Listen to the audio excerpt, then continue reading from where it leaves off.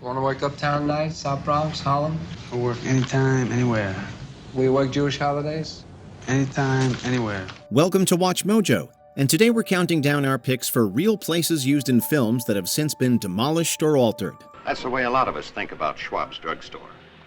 Kind of a combination office, coffee klatch, and waiting room. Number 20, the original Sixth Street Viaduct, Various.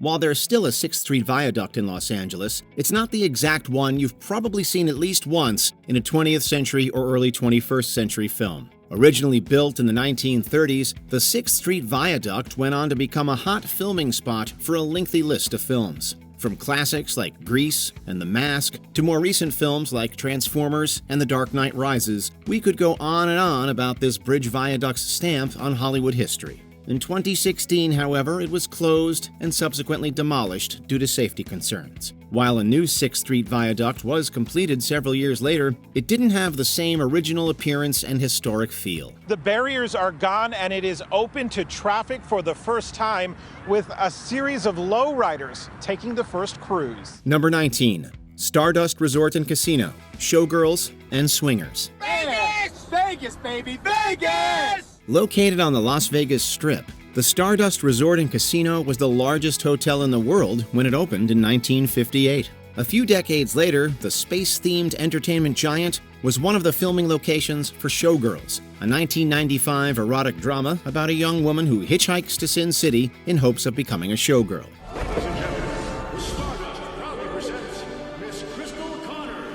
The Stardust was also used for exterior Las Vegas casino shots in Swingers, a buddy comedy film starring Jon Favreau and Vince Vaughn.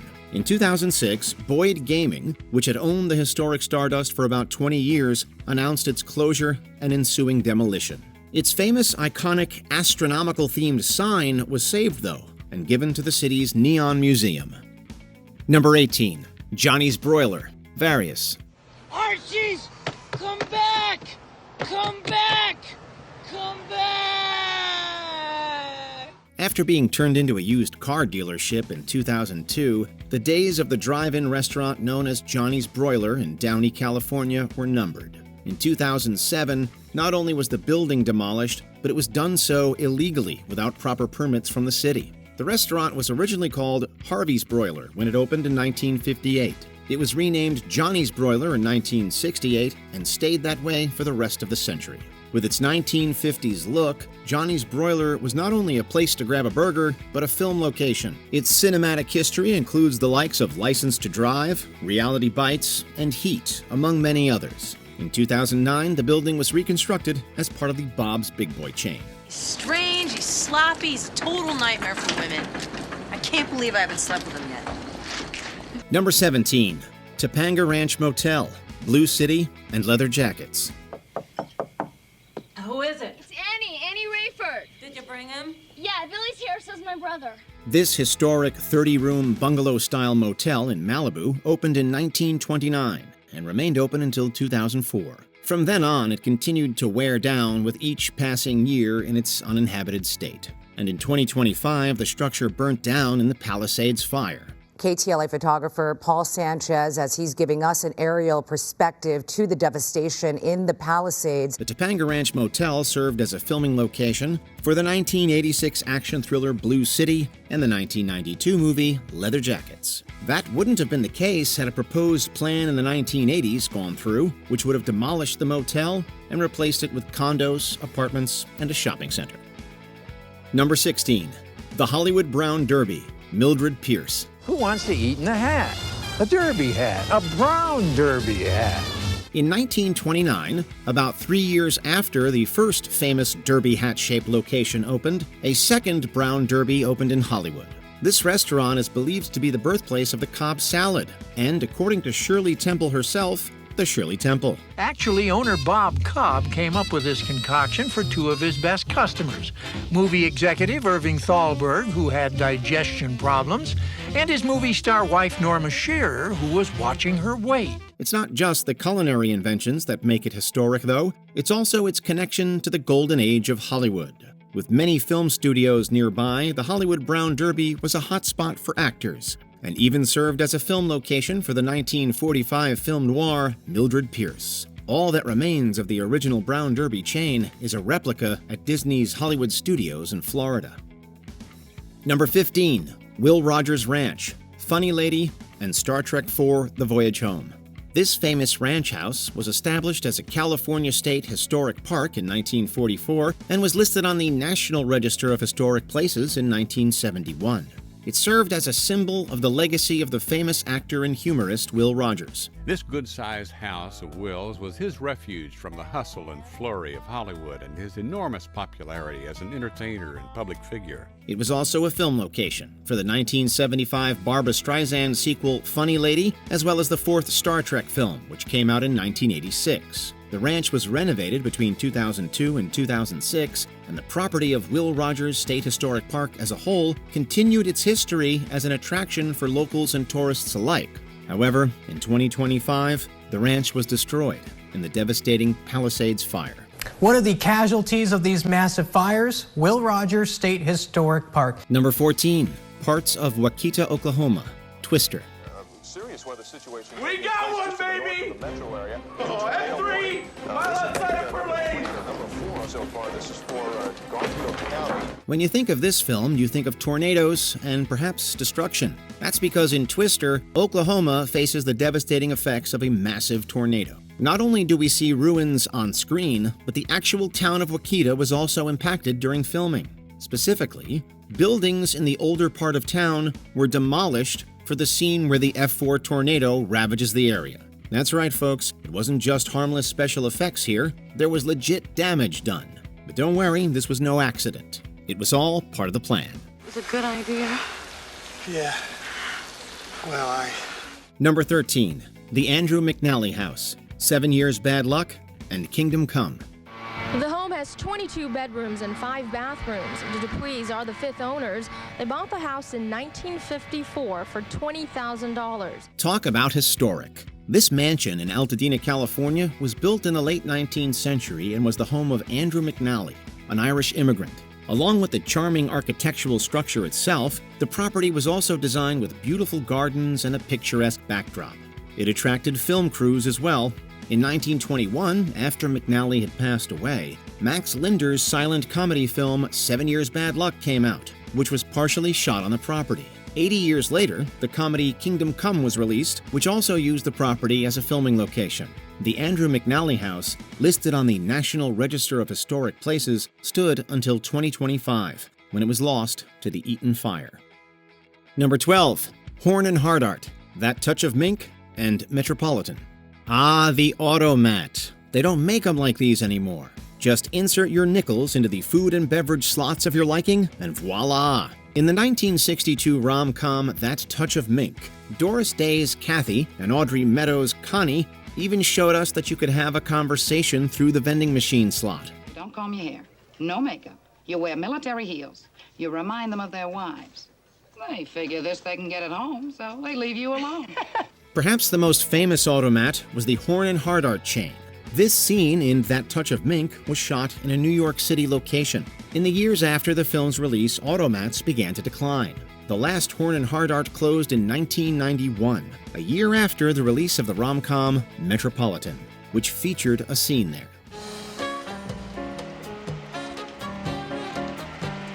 While these waiterless cafeterias lost their place in society, their legacy lives on through cinema.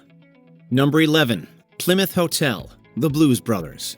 Carrie Fisher's character detonates a bomb at the flophouse where Elwood lives during a scene of The Blues Brothers. As you can tell from the sign as the camera pans down from the train tracks above, this location was the Plymouth Hotel in Chicago.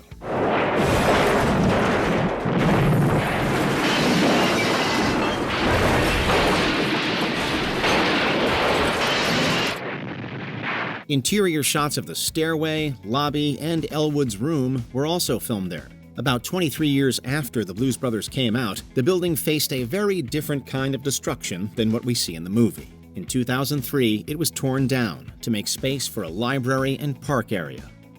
Number 10. Pan-Pacific Auditorium, Xanadu. Hey, that's a place on the album cover.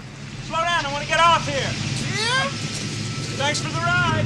Opened in 1935, the Pan-Pacific Auditorium was long regarded as one of LA's shining architectural landmarks. Notable for its unique, streamlined, modern architecture and its green and white exterior, the Pan-Pacific Auditorium had been used in various music videos and movies. Perhaps its most famous appearance is in the cult classic musical fantasy Xanadu. The movie opened in 1980, 8 years after the Pan-Pacific Auditorium had closed its doors. As a result, the building was in a considerable state of decay. Finally, on May 24, 1989, the entire building went up in flames and was completely destroyed. It is now the site of the Pan-Pacific Park Recreation Center off Beverly Boulevard. Number 9. Sandies, Better Off Dead, and Jay and Silent Bob Strike Back. Found in North Hollywood was a restaurant called Sandies. This building was made up as various fictional fast food joints throughout the years. You see that sign up there? You wear it with pride. Put it on! In 1985, it appeared as Pig Burgers in the John Cusack comedy Better Off Dead. And in 2001, it starred as Moobies in Jay and Silent Bob Strike Back. Yeah. The restaurant was found at 6223 Lancashire Boulevard, but it's now closed and abandoned. The Google Street View photo taken in January 2021 showed quite a sad sight indeed. A ruined sign, missing letters, and a plain white building that is boarded up and lifeless. Number 8. St. Paul's Lutheran Church, Vertigo. While it's not a major location in the movie, St. Paul's Lutheran Church can be seen at various times throughout the classic Alfred Hitchcock thriller, Vertigo. Located in the northern section of San Francisco, this church was completed in 1894 and remained open for over a century, 101 years to be precise. On November 5, 1995, the historic church burned to the ground. Following the fire, the church was forced to relocate. However, there is some good news. In 2019, it was announced that the church was returning to its former site in the form of a new commercial condominium. It's not an elegant cathedral, but it's something. Number 7. Luna Park, Speedy. Known for being Harold Lloyd's last theatrical silent film, Speedy was released in the spring of 1928. In one of the movie's signature scenes, Lloyd's character travels to Coney Island and spends a fun day inside Luna Park. The grand and elegant amusement park had been in operation since 1903, and it provided carnival fun for over 40 years. But wouldn't you know it, pesky fire strikes again. A good chunk of the amusement park was destroyed in a blaze on August 13, 1944, and it never reopened. A new Luna Park eventually opened up on Surf Avenue, just to the south of its original location. That is now home to multiple high-rises. Number 6. J&M Tropical Fish, Rocky. Everyone remembers the adorable little pet shop from the first Rocky. Rocky flirts with Adrian while she's working, asks her out on a date, and eventually casually shoplifts some turtle food. You gotta pay for that turtle food, Rockhead. Hey, crime don't pay. You know that, Gloria. You know that. This was a real pet shop located at 2146 North Front Street in Philadelphia. Surprisingly, the shop remained open until 2006, when it was eventually forced to shutter its doors and board up its windows. The closed and abandoned shop is actually featured in Rocky Balboa, as Rocky visits it during a nostalgic jaunt through the old neighborhood. The site was demolished in 2017 and is now nothing but a gap between two buildings. Number 5. Schwabs Pharmacy, Sunset Boulevard. It's only natural that one of Sunset Boulevard's greatest haunts appears in Sunset Boulevard. Founded in 1932, Schwabs Pharmacy was a very popular hangout for those in the movie industry. That's the way a lot of us think about Schwab's drugstore. Kind of a combination office, coffee klatch, and waiting room. Waiting for the gravy train. Famous gossip columnist Sidney Skolsky worked out of the pharmacy, and he would be the first journalist to use the nickname Oscar for the Academy Award. He did so in print on March 16, 1934. The exterior of the pharmacy appeared in Billy Wilder's classic noir, although the interior was recreated at Paramount Studios. The iconic Hollywood landmark finally closed in 1983 and was demolished 5 years later. The corner of Sunset and Crescent Heights is now a shopping complex. Number 4. Arecibo Telescope, GoldenEye. You know, James, I was always better.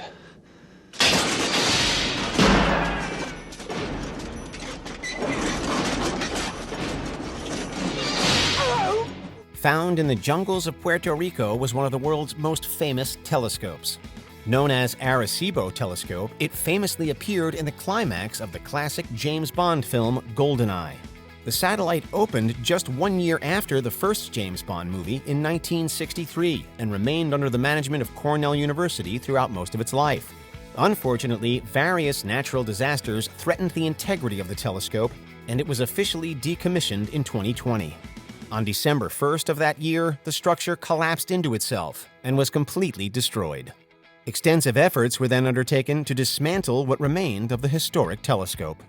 There's a large interest in restoring this telescope. And so even now, there's a movement to rebuild and rebuild better, because that's what we do. We have no business rebuilding if we don't improve on what we already made. Number 3, the Cab Depot, Taxi Driver. This Martin Scorsese classic opens with Travis Bickle applying for a job at a cab depot. Want to work uptown night, South Bronx, Harlem? I work anytime, anywhere. We work Jewish holidays? Anytime, anywhere. The office isn't seen much throughout the film, but it was indeed a real dispatch depot located in Manhattan. But it's amazing how much can change throughout the decades. This cab depot was located on West 57th Street near the West Side Highway, but the area is virtually unrecognizable today. When Travis leaves the depot, viewers can spot a brick building and the old elevated highway in the background. Not only are they gone, but the surrounding area has been completely redeveloped and modernized. 70s New York really was dingy. Sick, vino. Someday a real rain will come and wash all this scum off the streets. Number 2, the Sands Hotel and Casino, Ocean's 11.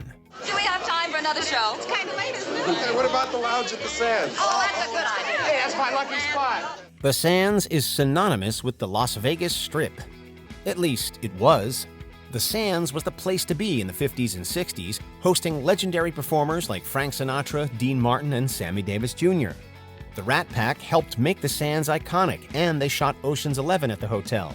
7 years after the movie's release, the Sands was bought by famous business magnate Howard Hughes. However, all great things must pass, and time eventually came for the Sands.